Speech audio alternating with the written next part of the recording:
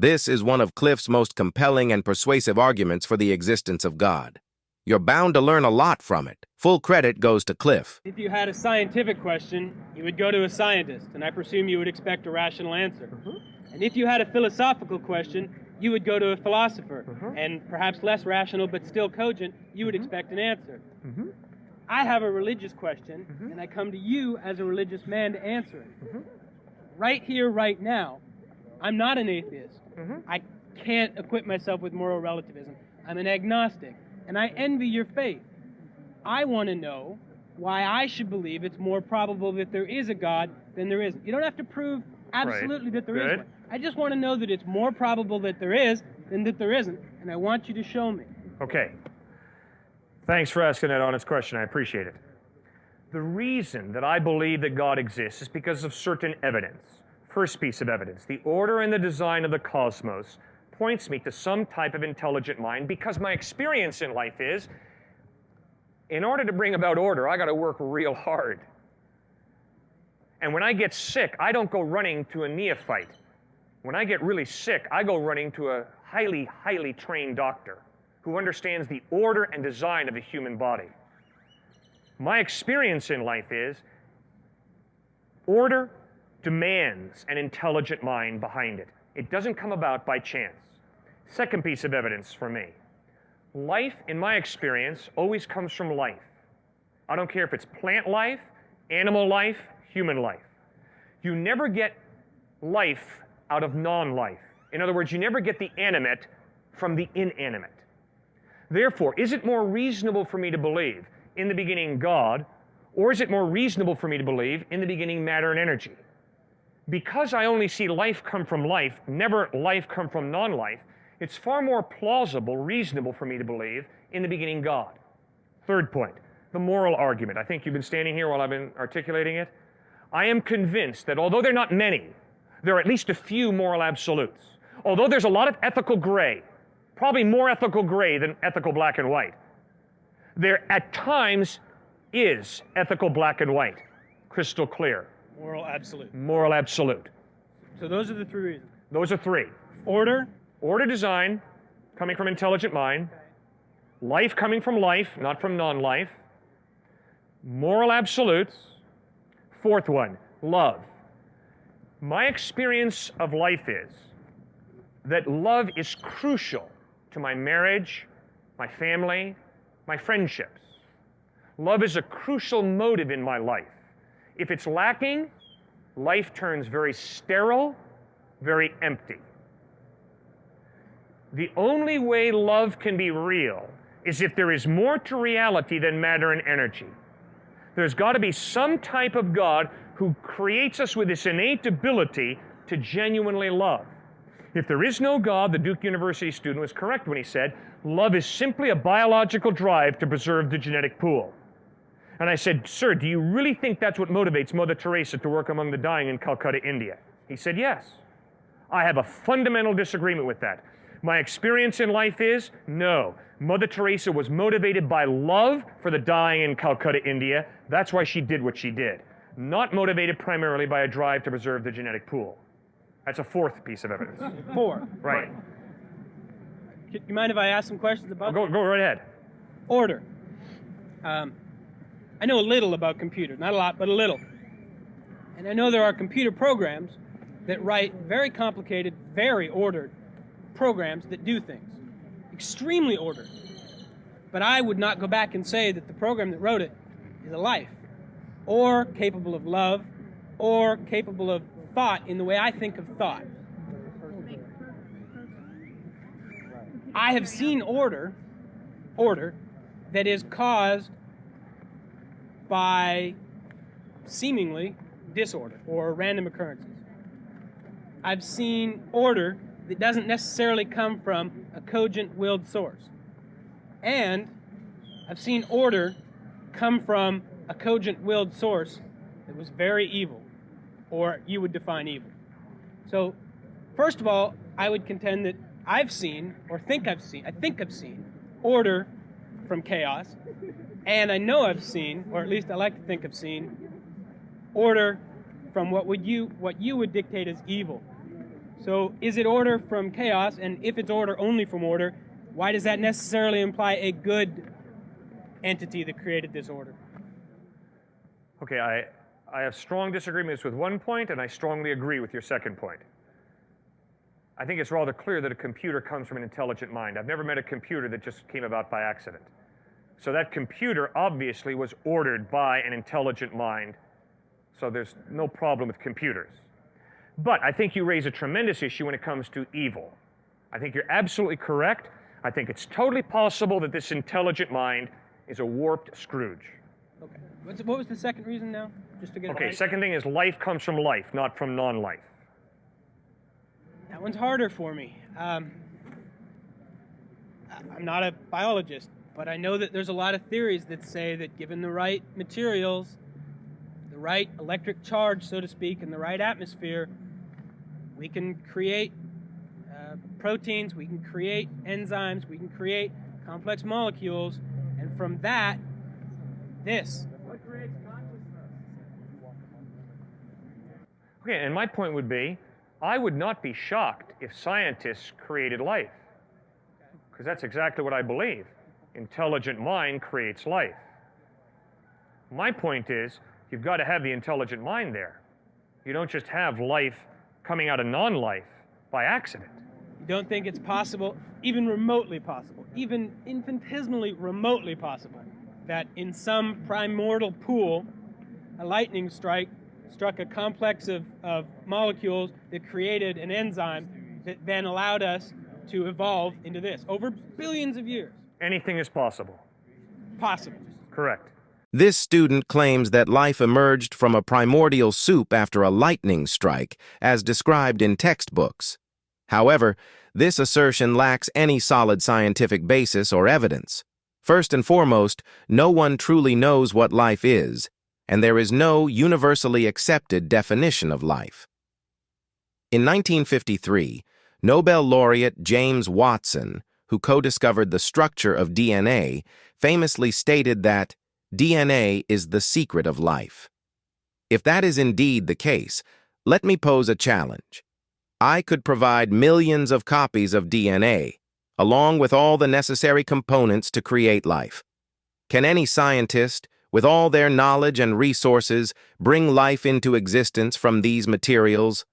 The answer is unequivocally no. The origin of life remains one of the greatest mysteries, and the suggestion that life spontaneously arose from non-living matter after a lightning strike is not supported by empirical evidence. Life's complexity and essence point to something far beyond human understanding or random chance. It demands a cause far greater than mere material processes. Anything is possible. But More probable statistically, for the God? Exactly.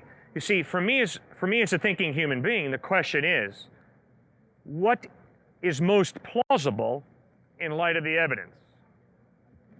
Third point was? Third point was moral absolutes.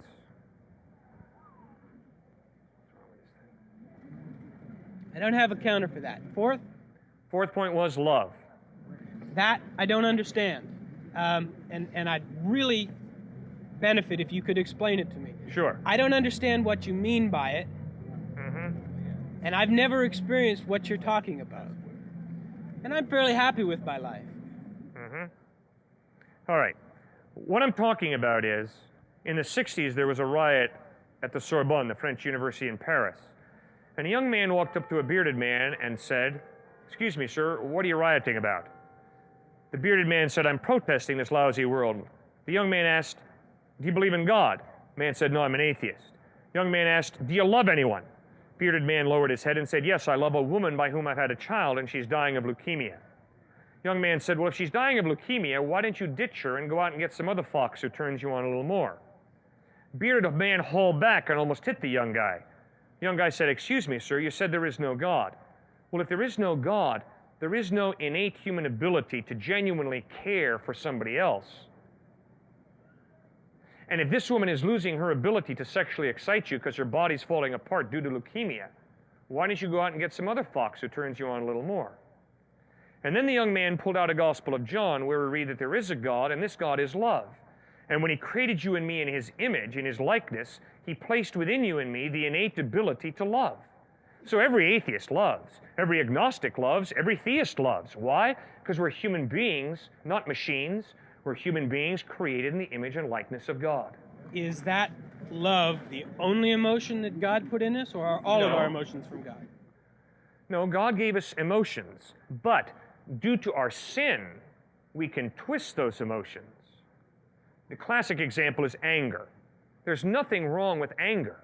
Confronted by evil, God is angry. Confronted by evil, I should be angry. That's moral indignation. That's righteous anger. But in my selfishness, in my sinfulness, I twist anger and I lose my temper with someone because they step in front of me at the line at the airport. Don't they know who they just stepped in front of? And so I explode in a selfish type of anger, and that's sinful. If we tie this with your creation ex nihilo argument, creation from nothing, and a counter to it, everything here from God. Was there anything before God? Was there any before God? God is eternal, so there's nothing before God. Everything from God. No, not everything from God. Because God has given you and me gifts of creativity, obviously God did not make your jacket or eyeglasses. Obviously God did not build that building.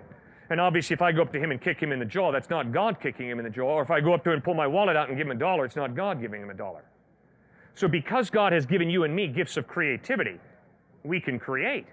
And we do all the time. So then, some things from God, some from man. Man used in a general sense, male, female. Yeah, God's given us gifts of creativity. And as far as the moral absolutes go, you say there's some. Okay, where do I find them? 2 places. First of all, you go to your conscience. And secondly, you ask, has God revealed a standard that I can measure my conscience against? Jesus Christ claimed that he was that standard, that his ethical teachings are that standard. You can find them in the Sermon on the Mount, Matthew 5 through 7. You can find them in the 10 Commandments, Exodus 20. My conscience, the first source. First one, conscience, right. That troubles me. My conscience guides my behavior very differently from what I would assume you would guide it as yourself. That's right. I'm extremely selfish and almost exclusively act in my own interest. That's right. That is how my conscience guides me. Uh-huh. Well, I dare say, though, that occasionally you experience guilt. Maybe not often, but occasionally. My point is, Really guilt. you've never experienced guilt? Not guilt. I've regretted my actions in the sense that they didn't have the outcome I thought they were. They weren't as beneficial to me as I thought they would be. That's regret, but not guilt. All right. Speaking for myself, at times I have experienced guilt, which means I am convinced that what I did was wrong. Compared to something other than your conscience? Well, all I know is I experience guilt. My conscience informs me of it. And these 4 reasons that you've given, you feel, make it more probable that there is a God than that there isn't. Correct. And then there's another one. Okay. Your agnosticism. Okay? It is an intellectual option to be an agnostic. It is a practical impossibility. Every day you have to make priorities. Every day you have to make ethical decisions. And your priorities in life and your ethical decisions in life, show very clearly you're not agnostic. You believe something, you believe in someone. That has motivated you to set the priorities that you have. I obviously don't know what those are. What you believe in has obviously motivated you to invest your money the way you do, your time the way you do. So there are many people who can say, I'm agnostic, I don't know. But practically, the way you live your life shows that you believe something. So then would it be more honest of me to say, practically, I believe in me? And yes, correct. Then I may have misinterpreted agnosticism. I took it and have taken it to mean, I don't know what's there. I'm not going to make any decision about it. I'll listen to whoever has something to say and see what I think. Right, and I think intellectually you can do that. But now, you have to go out and live your life. And the way you live your life shows whether you acknowledge God or not. See, that's the embarrassing thing about what we're talking about out here. The embarrassing thing about what we're talking about here is it's not like, do you like black leather or brown leather jackets? Which is totally an issue of your own preference. Do you like Pepsi or Coke? Because you see, it really doesn't matter whether you like a brown leather jacket or a black leather jacket, whether you like Pepsi or Coke. Those are rather inconsequential issues. But the issue of God's existence is not along the lines of Pepsi and Coke, black and brown leather jackets. It's an issue that goes right to the heart of human existence, because it's an issue of what is the meaning and purpose of your life? Why do you live your life ethically the way you do? And what about life after death? Are you ever going to have to answer to anybody for the way you lived your life? You see, so due to the grievously serious nature of the issues that are all wrapped up in God's existence, although I can say, I don't know whether God exists or not, the way I live my life, the meaning I attach to my life, the ethical decisions I make in my life, Knechtle will tell you what I believe about reality. Thank you for staying with us till the end. With heartfelt conviction, Cliffe passionately elaborated on 5 profound reasons, namely, order and design, life comes only from life, moral absolutes, love, universal belief. From the vastness of the cosmos to the complexity of DNA, the order, beauty, and purpose we observe cannot be mere accidents. Science and logic, as powerful as they are, fall short in explaining the intangible realities that define our existence: love, consciousness, free will, and the ability to conceive and dream. Atheism and materialism are left empty-handed in the face of these eternal truths. Just as life can only arise from life, creation itself must stem from a creator.